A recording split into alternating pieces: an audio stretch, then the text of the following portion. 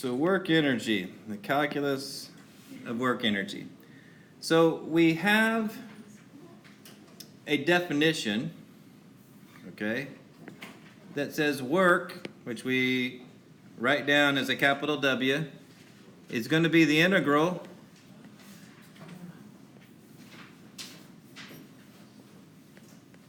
of force, and if I use force as a function of distance, then I'm going to integrate with dx, which means I'll go from some initial x value to some final x value. Well, we know that force is also ma. So we get ma dx. And I think this is pretty straightforward that we get ma delta x as our definition for work, which means we'll have f dx. So simple, easy peasy, first level integral, doesn't get any simpler than that symbolically sort of thing. So we have that. But it is the case that ma dx, that differential thing, could be written, instead of a, I could write dv dt, and I could also shift where that time thing is.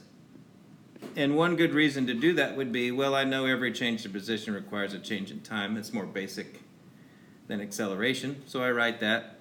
And of course, this just ends up being mv dv. So now I could, instead of taking the integral of ma dx, I could take the integral of mv dv. So we'll do that.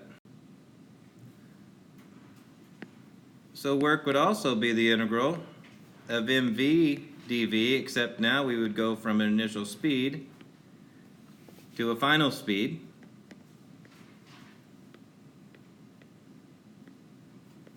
And then we have an integral, the integrand would be a v dv. Of course, that means that work, we're going to, the antiderivative of v would be a v squared, or half v squared rather. So we would write 1/2 mv squared minus 1/2 v naught squared. So I trust that you remember that it's the 1/2 of that thing squared would be the integral. Again, this is the first thing you learn in Calculus 1 when you hit an integral for the first time. Okay?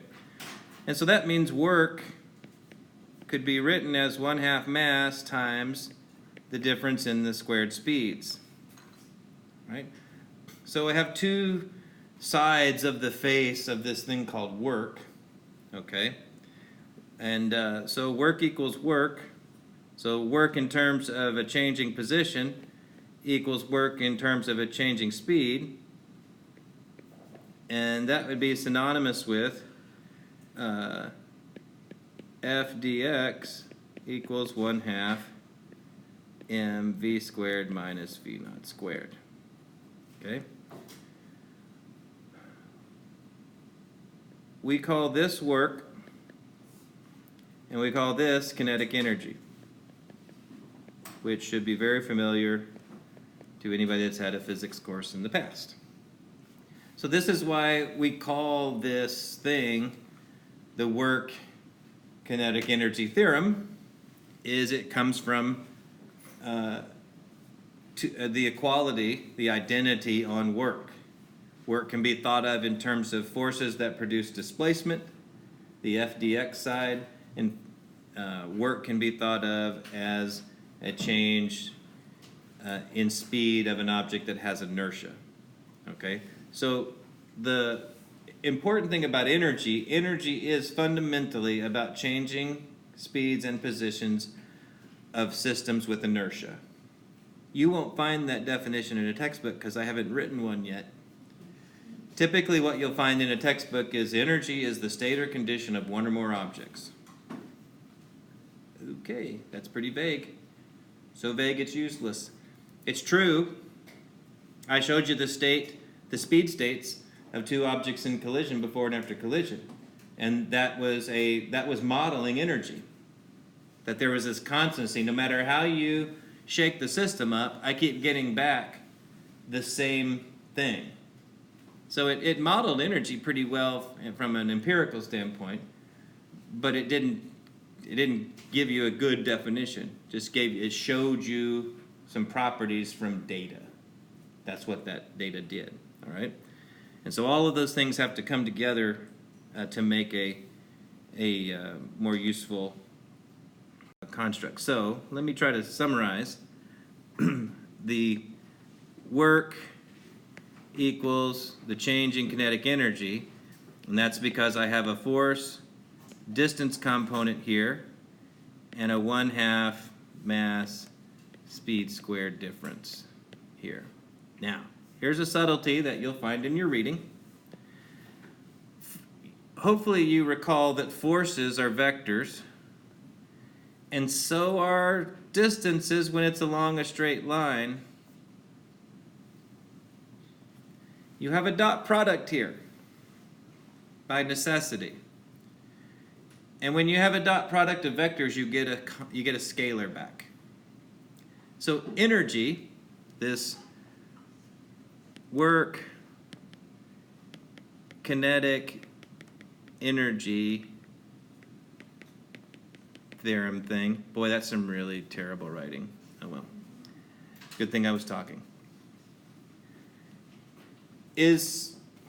Well, it applies to everything. Okay? It's a universal law. There aren't any exceptions to this. Okay? But don't fail to forget that all generalizations are false. But don't get it? All generalizations are false. All right. So the quantum realm does weird stuff, but it's conserved there too, mostly. But it's a dot product. And so if I have vectors and I dot product them, I'll get a scalar. And so the dot product of force and displacement would be equivalent to the work done, would also be equivalent to the change in kinetic energy. So if you think about it, a force producing a displacement, what this means is if vectors in relationship always are along the same line. So the trick is was the force applied at the same, was any part of the force along the same line as the displacement?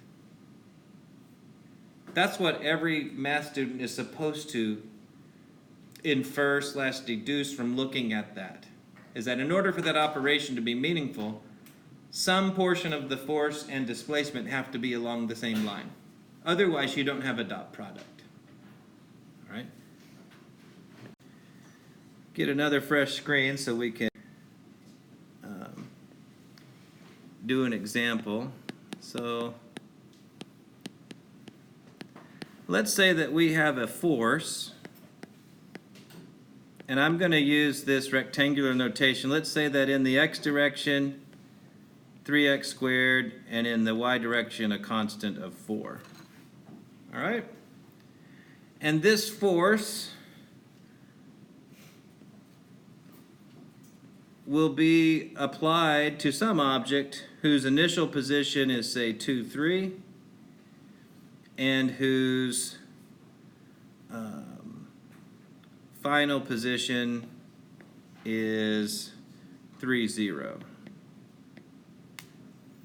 So it's just pure vector format of this. And so how would we do this math? So you remember, work is going to be the integral of fx dx. So I would have, work would be, well, I got two integrals to do. Okay? I have, well, technically, since I have an x direction and a y direction, I've got to integrate in each direction. So the thing that's not perfectly obvious is that the work integral is a multi-directional thing. And so you have to have an integral term for every direction that you do, because you can't integrate in 2 or 3 directions at the same time. Okay? So for the same reason, you can only add 2 numbers. Same basic idea. So here we got, if I'm going to do the x direction integral, I know that I'm going to integrate from 2 to 3. Those are the x column of my position graph, and it's going to be 3x squared dx, and then I'm going to integrate from 3 to 0 for the 4 dy. So this is pretty easy stuff. I'm gonna scooch down to the bottom where I have a little bit more room. So I'm going to have 3 times, that 3 will come out, and we'll have 1/3 x cubed,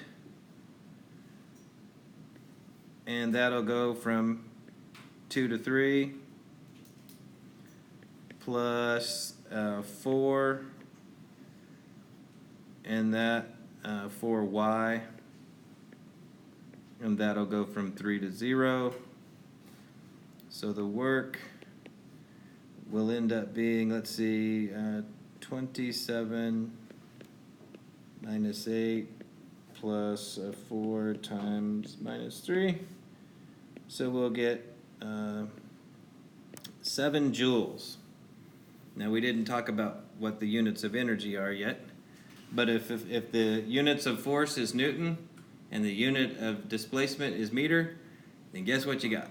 You got a Newton meter, and guess what we define a Newton meter to be? Joule. Obvious, right? Not so much. Okay? Joules are Newton meters. All right? So it's just a name. So there was a dude named Lord Joule that this was named after, and he did a lot of thermodynamics stuff and whatnot. So it's using the integral for work is pretty easy, especially in vector land. Not a lot of heavy lifting to do in that regard. The only thing that would get complicated is the nature of the function. So we had some pretty simple components of the force function, and obviously it could get a lot more complex. But in reality, as scientists and engineers, you're going to be telling a computer to do this heavy lifting. So once you encode for the structure of that force, you can do all the calculus that you want. But why do I do the calculus? Well, I have to add up all of the energy parts of this puzzle. And like we showed with that data, those things do add. And they need to add up to a constant. And so this work energy calculus, regular stage 1 integral stuff, is the addition method for energy. The addition method for lots of things. Okay? But that's what we're doing. And so you wouldn't see that directly from just the math alone. There's nothing about this math that tells you energy is conserved. This is a way to account for that conservation, but it doesn't tell you that it's conserved. It just works. It's effective computations. All right? But the other side of that coin is seeing into the abyss, if you will, what's going on. So that's work, the work energy theorem. And so just to be clear by way of you before I talk about power, if you recall the zeroth law theorem, it stated that acceleration times a displacement is equal to the average speed times the change in speed. And that was before we were paying attention to the causes of motion, dynamics, and which means inertia and measures of inertia like mass. So I can bring mass into my relation as long as I bring it into both sides, because the mass of the object that had some acceleration that produced a displacement, and that object had an average speed, change in speed, the mass is the same. It's constant through, okay? Unless we're talking about a rocket, but more on that later. So guess what we know? This is F, ma equals F ds, and this is going to give me 1/2 v plus v naught, v minus v naught. Well, we've been down this path before. That's a difference of perfect squares. And so algebra tells us the same story that the zeroth law theorem tells us if we bring inertia into the picture. Mass is a measure of inertia. All right? So the calculus was a more complicated way to obtain that. Correct? We had to do a lot more ciphering for calculus to tell us that story. Conceptually, the zeroth law theorem is about how changing positions and changing speeds always require a change in time. If I add the layer of inertia in there with mass as its measure, then basically somehow the inertia of a system is connected with these changes in position and speed. Well, so far we've learned a lot about how mass is a big factor in force. Of course, F equals ma. It's kind of a big deal. All right, it is a factor in this force puzzle, but we get work change in kinetic energy back just from zeroth law giving the layer of inertia there. So the calculus is useful for computation. It's not useful for conceptual development. Not even a little bit. You need both. You need the skill of the computation, but you need to know what it is that you're computing and why the computational method is valid. Okay, because you're going to tell computers to do the much of your computation. So you need to make sure that you tell it to do the right tool, especially when you're doing statistics. Okay, there's a number of methods that are dependent on the nature of your data. So you want to make sure you apply the right method. So that's true in statistics, and that's true in, well, everything in that regard. All right. So guess what? I could have some amount of work per unit time, and we call that power. And we use the capital P for power. All right? Power is the time rate of change of work, of energy consumption, if you will. All right? And so what that leads to, if I wanted to kind of calculasize this, I could just go, all right, instead of a W, I'll have a little chunk of W and a little chunk of time. I can differentialize it, so to speak. Well, work, we already found out that work was F dx, but I'm going to throw in the cosine of the angle between the force and the displacement. Okay? dt. So let's be clear here. This piece of the puzzle, this thing, I can treat this like I can treat a factor of 1. Everything in math land has a factor of 1. Zeros added to everything. You know, there's always a cosine. There's always an angle between two things. It might be 0. Okay? Or it might be 90. Or something in between. Of course, you know, what's the cosine of 90? Cosine of 90 is 0, right? Cosine of 0 is 1. Cosine of 180 is minus 1, etc., etc. So I need to, if I'm going to put this factor in here, I need some good reasons for the factor. So one good reason for this factor was what I showed you earlier.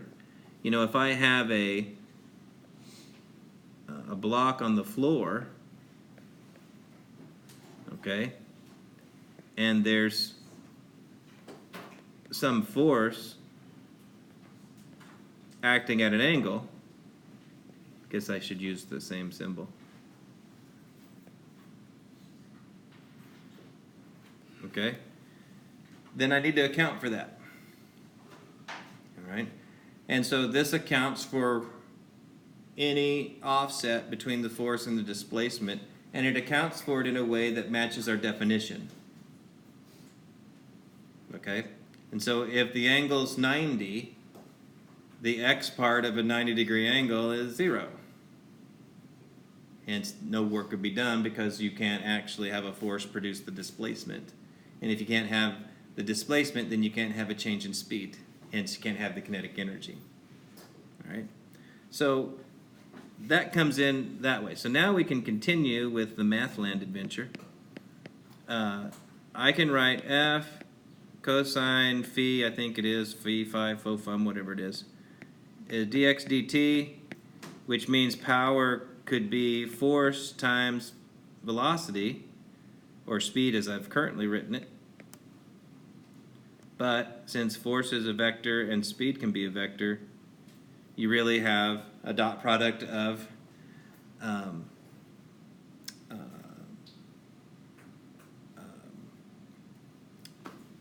vectors again, which will work out as a scalar. So if energy is a scalar quantity, meaning a directionless quantity, just represents magnitudes, then the rate at which you use energy needs to also be a directionless or scalar, a non-vector, all right?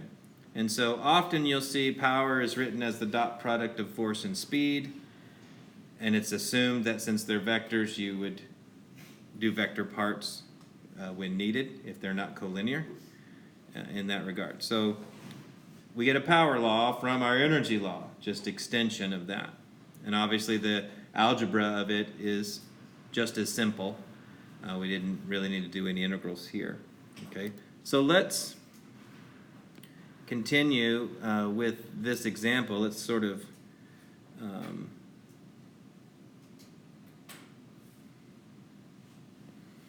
so if I have a box on the ground, all right, and let's say that there is a force, we'll call this force 1, and it's a magnitude of 2 newtons. And let's say that there's another force, force 2, directed at some angle, like 60 degrees or something, and let's say that this is a 4 Newton force. And let's assume that there's no friction. Okay, so let's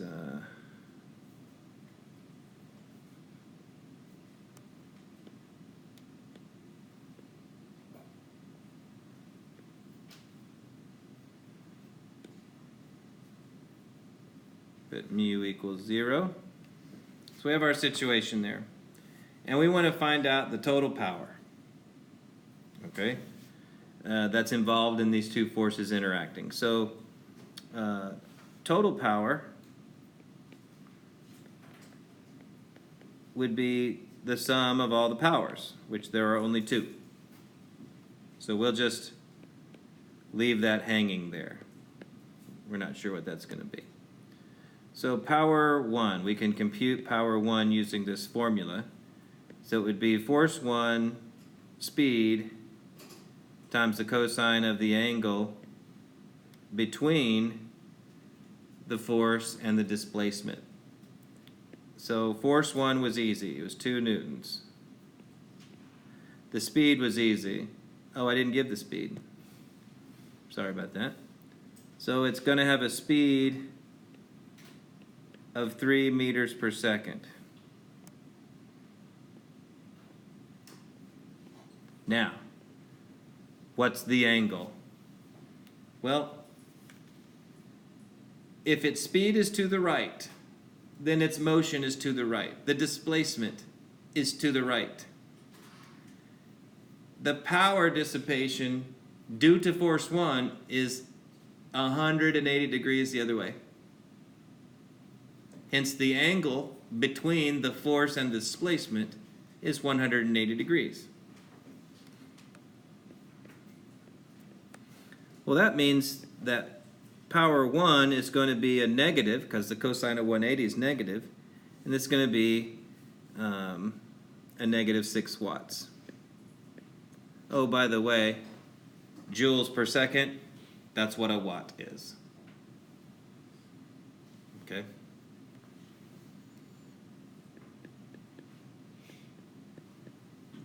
Work per unit time, energy per unit time is a watt.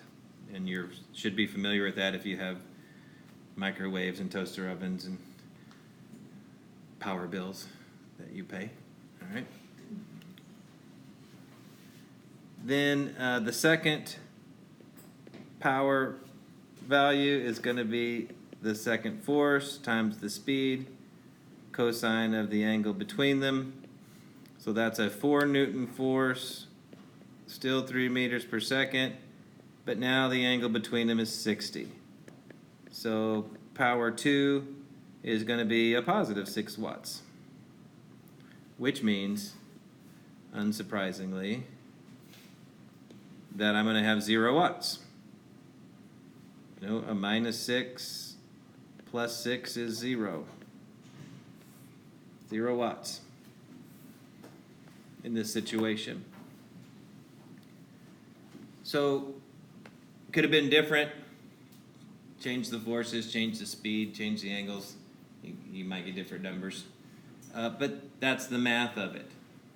And so one of the nice things about this is power consumption can be related to speed. So if you have a power meter and you can detect the speed of something, you could work backwards towards the force involved.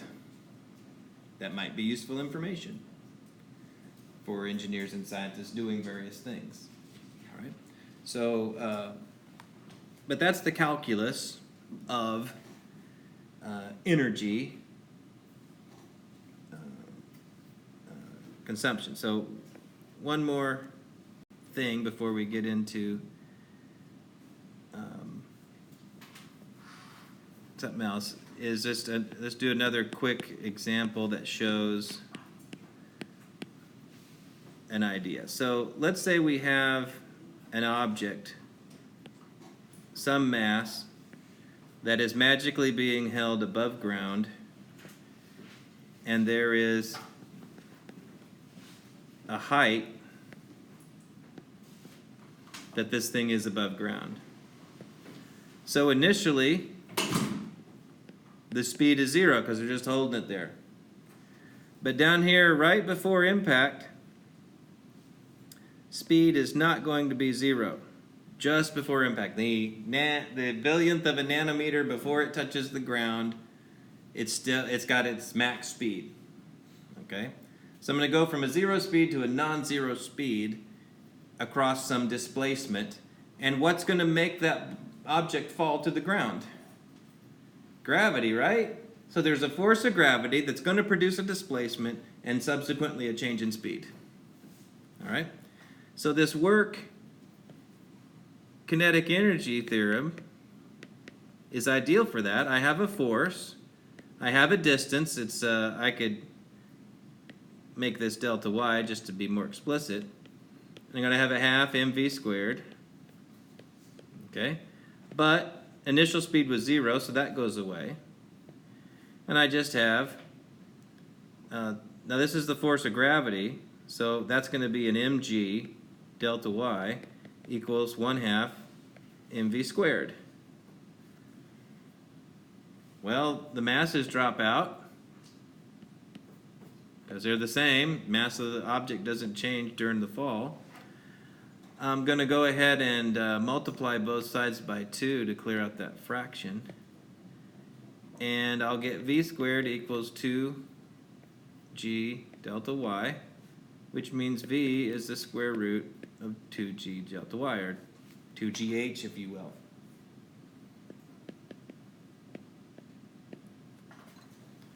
So the speed of the object just before impact has essentially nothing to do with its mass from a computational viewpoint. That doesn't mean mass is independent, okay? Because its mass is the reason that its mass was present in a gravitational field. Hence, it's going to move if it's free to fall. The thing is, though, is it doesn't matter how big or small the mass is. I'll get the same speed. So if I drop a bowling ball and a golf ball from the same height, they will hit at the same time at the same speed. You won't appreciate being under the bowling ball as much as you will the golf ball, perhaps. Depends on how fast they're going. You'll notice that bowling ball, depending on where it hits you. All right? But both can kill you. They've dropped from far enough up. I guarantee you don't want to have a golf ball hit you in the head if you drop it from the Sears Tower. That would just kill you, probably. All right? That would be nasty. All right, so we have this simple this is the classical, simplest work kinetic energy exchange. Drop something from some height and compute its speed. All right? There you have it. That's from all the directions that you can encompass the work kinetic energy theorem. This is the simplest set from an algebraic and a calculus viewpoint, and also bringing in how energy changes in time, which is our power construct. So there you have it.